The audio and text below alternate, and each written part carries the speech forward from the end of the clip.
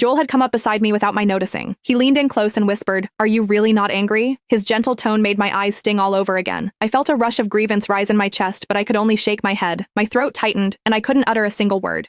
Joel, however, looked relieved. "I knew you'd be the sensible one. You never get upset over the little things. Actually, there's something I wanted to talk to you about." He turned his head away, avoiding my eyes. "We should postpone the wedding next week. I promised your sister that I'd take her to see the northern lights at Aurora Bay once she turns 18. Now that her birthday's over, she won't stop begging me to keep my promise. So, I thought, why not take the whole family along for a trip? What do you think? The invitations haven't gone out yet. It's just a wedding, so pushing it back a few days won't matter," he said with a faint smile and a hint of affection in his eyes. My heart went cold. The tears I had just shed out of gratitude suddenly felt ridiculous. After being abandoned 99 times, why would I still expect any love from them? When I didn't respond, Joel impatiently scratched his head. "Come on, Soph. Yvette's never been abroad before. It's her first time going somewhere that far. As her family, we should be there for her. Besides, you've never seen the northern lights either. Think of it as an early honeymoon." "Sure," I replied. Joel blinked, taken aback. "What did you say?" I let out a long breath and calmly said, I agree to cancel the wedding." "Cancel? No one's canceling anything." I said postpone. "We can't just cancel the wedding," he corrected me with a frown on his face.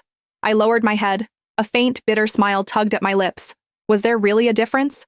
As long as Yvette was around, she would never let our wedding happen. She couldn't stand me, and she coveted everything I had. I had known that since we were children. No matter how hard I fought, I could never win. My family's favoritism was her greatest weapon, and it was the reason she could keep me under her heel all these years. Now even my fiancé had joined her side. My eyes burned, and a familiar itch started to spread across my skin. The mango juice was finally taking effect. I nodded lightly and turned to go upstairs. There was allergy medication in my room, and I needed to take them before the reaction got worse. "Are you upset because I'm going to Aurora Bay with Joel?" Yvette's voice came from behind me, dripping with false innocence. I ignored her and kept walking. Yvette had always been that way. Even if I did nothing, all she had to do was cry or pout in front of our family and everyone would rush to defend her. Joshua was the first to lose his temper. "That's enough, Soph. Didn't you hear Vivi talking to you? One moment you say you're not angry, and at the next you're giving everyone an attitude. Is this how you treat your family?" I didn't answer him. Such baseless accusations had filled my entire childhood, and I'd long since learned to face them without showing any emotion. But just as I set foot on the second floor landing, a sharp pain shot through my scalp. Someone had yanked my hair from behind. Joshua yanked my hair so hard that I stumbled down the stairs. "Vivi's an adult now. You can't just ignore her feelings like you used to." I fell to the floor, and pain shot through both my knees.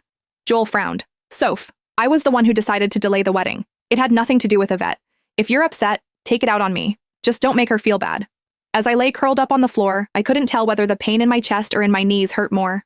"Don't be mad at Sophia," Yvette said, wiping the corners of her eyes. "It's all my fault. I shouldn't have turned 18 so soon. If I had waited a little longer, then the trip wouldn't have clashed with her wedding." I